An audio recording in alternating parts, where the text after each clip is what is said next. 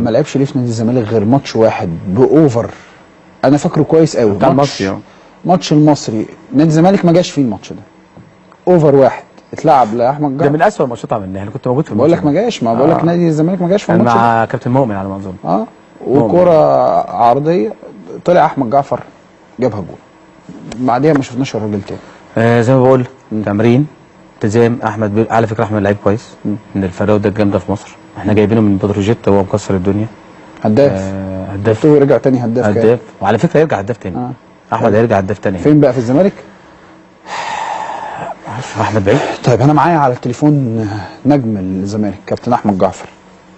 ابو حميد مساء الفل يا نجم النجوم. تحياتي ليك وتحياتي كابتن علاء طبعا. اهلا وسهلا كابتن احمد عامل ايه؟ وحشني حبيبي يا كابتن مصر. حبيبي يا جعفر، ربنا يخليك.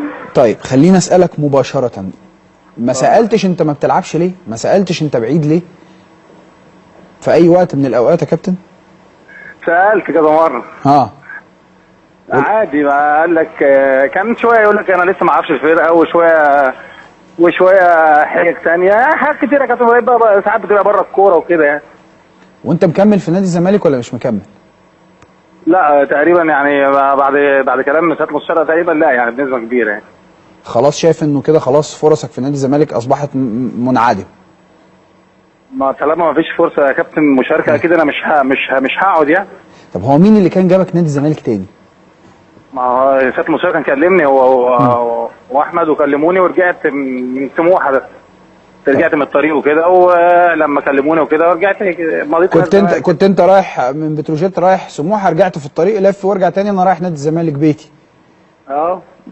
بالظبط. طيب مباشره كده حاسس ان انت يعني التجربه ديت ما كانتش مفيده بالنسبه لك خلال الموسم ديت، ولو رجع بيك الزمن كنت تختار ان انت تروح سموحه؟ بص انا هي تجربه مش مفيده بالنسبه لي، تمام، لكن ان انا اختار، لا انا اختار الزمالك. لكن هي تجربه مش مفيده بالنسبه لي، لكن انا اختار الزمالك. طيب ده شيء عظيم جدا، لان كان الموضوع ابراهيم كان موضوع منافسه مش اكتر. منافسه مع اللعيبه، واللي اقدر والاصلح انه اللي ربنا يوفقه كده الامور تمشي. طيب برضو ما كانتش كده يعني. ايوه الله ينور عليك، هو ده السؤال اللي انا راح اساله لك بقى. هل انت ما كنتش ملتزم في التدريبات؟ هل في لعيبه كانت بتقلب وشها اكتر فكانت بتلعب اكتر؟ وضح لي بقى الموضوع. عمري ما قلبت وشي في التمرين، وعمري ما غبت من التمرين، وعمري ما كنتش بتمرن بالراحه، عمري. اللعيبه كانت تبقى موجوده وتشهد على الكلام ده. طيب ما هو انت ليه ما خدتش فرصتك طول الموسم ده كله؟ اول يوم جه للراجل التمرين كان بيتكلم عليا كويس. في التمرين اول يوم. ثاني يوم انا في التشكيل، ثاني يوم كان ماتش انبي. طبيعي انه ما يلعبش الناس، طبيعي انه يلعب الناس لانه لسه ثاني يوم ليه، فلعب الناس فخسرنا. ثالث يوم التمرين غير تماما شكل الفرقه، بقيت يعني حاطيني في الشكل في القوام الاساسي بتاع الفريق. كويس. يوم التراي ماتش بتاع المقصه كنت انا بادئ الماتش. جه ثاني يوم ما رحناش، حصل مشكله المقصه. ثالث يوم بره السكور ماتش الجيش، ما اعرفش ازاي. هو انا لعبت مثلا المقصه وانا رحت الاستاد لوحدي مثلا؟ بس ده من بعدها بقى. من بعدها وانت يعني خلاص ما بقتش يعني دقايق الماتش ده انت نزلت كنت كويس، الراجل اتكلم عليا كويس وكده وقال لي انت كنت كويس، وبعدها على طول كنت بره برضه. طب انا ازاي كنت كويس وازاي كنت بره؟ ما طلبتش تساله؟ ما سالتوش، ما اتكلمتش معاه يا كابتن؟ اتكلمت معاه يقول لي شويه يعني كان في مبررات كتير بقى، شويه يقول لي ما اعرفش اللعيبه، وشويه انا لسه مش واخد على طب وبعدين انت مش واخد على اللعيبه؟ انت بقالك 3-4 شهور مش واخد على اللعيبه ازاي؟ مش فاهمها دي برضه. يعني ايه مش واخد على اللعيب؟ يعني لسه ما اعرفش حد في الفرقه ولسه بشوف الناس كلها، وانت هتفضل تشوف الناس كلها امتى؟ ما السنه خلصت اصلا. هو انت مش بتتمرن قدامه ولا بتتمرن قدام حد تاني؟ ما اعرفش يا كابتن ابراهيم، ما كنت مستغربها دي. تفضل تشوف الناس كلها، ما الناس كلها قدام منك اهي في التمرين. هل كان في حد شفت الناس في ماتش واثنين وثلاثه واربعه ووحشين برضه بيلعبوا؟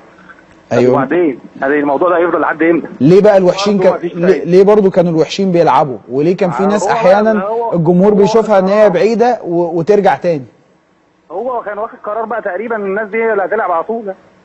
في حد كان موصل له حاجه سلبيه عن احمد جعفر تحديدا يعني؟ ما اعتقدش. ما تعتقدش. الراجل كان بيشوف التمرين، كان بيشوف التمرين.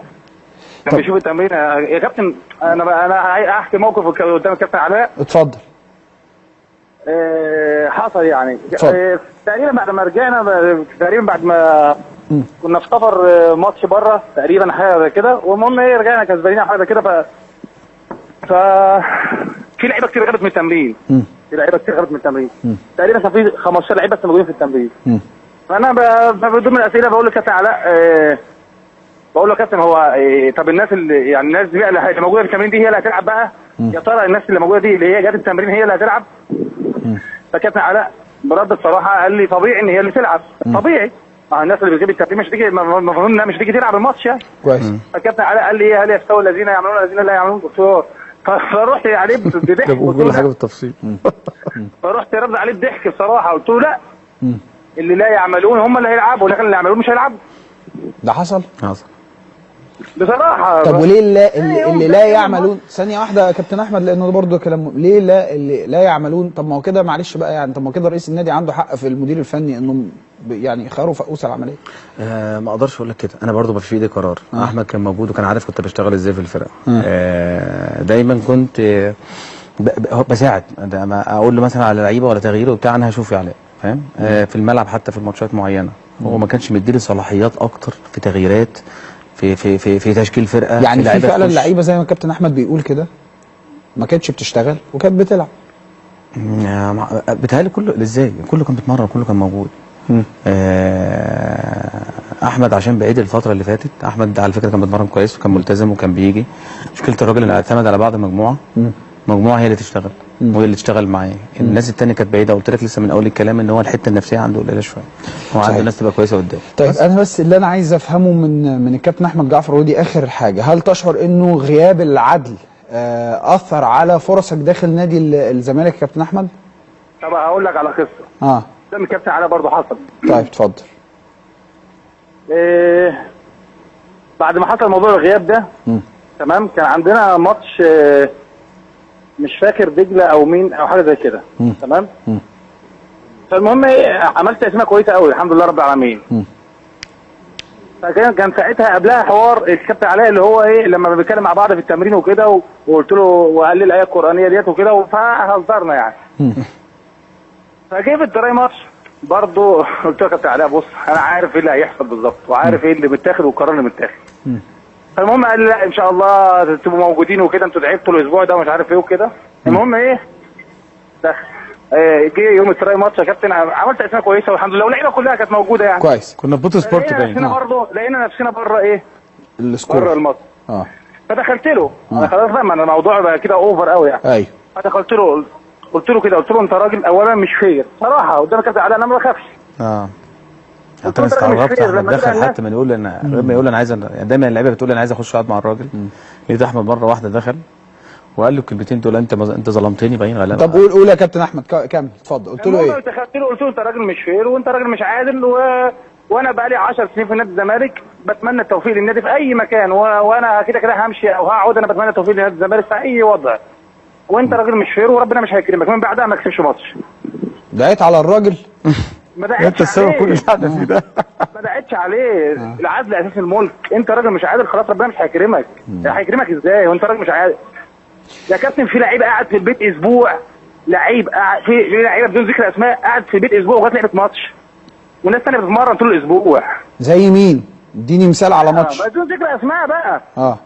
ازاي؟ طب ازاي؟ انا اتجاه طيب، ده حتى لو ما بتعرفش تلعب كوره او ما لناش في كوره، الطبيعي الناس دي تلعب عشان الناس دي اتهزمت. بس تقصد انه في ناس حاجزه اماكنها في النادي حتى لو هي ما بتتمرنش؟ اقول لك كلمتين يا احمد معلش بس.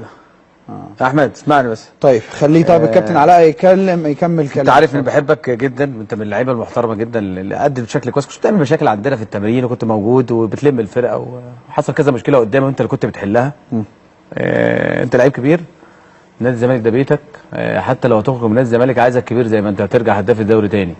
عندك بسم الله ما شاء الله لياقه بدنيه كويسه، طول فرود كويس، لسنوات طويله خدت فرود مصر، خدت هداف مصر. اتمنى لك يا احمد التوفيق سواء قعدت في النادي او مشيت. عايزك ما تفكرش في الحاجات دي كلها. هو كده مش هيقعد في النادي بس دايما بعد الكلام اللي لازم مش هيقعد في النادي اللي هو قاله يعني مفيش مشكله. احمد دايما خدوا الامور ما تبصش تحت رجليك، بص قدامك. دي فتره كانت في حياتي اعتبرها فتره كويسه، اوعى تقول انها فتره وحشه، انك طبعا خدت منها ايجابيات اكتر من سلبيات. فاهمني؟ خدت منها ايجابيات كويسه جدا عشان تقدر تشتغل على الفتره. خليني اشكرك واكمل كلامي. كابتن احمد انا بشكرك شكرا جزيلا واتمنى لك التوفيق، يعني مش هضيف كتير على الكلام اللي قاله الكابتن علاء عبد الغني، بس انت فعلا مهاجم مميز، واعتقد انه في انديه كتير هتبقى سعيده جدا بالحصول على خدماتك.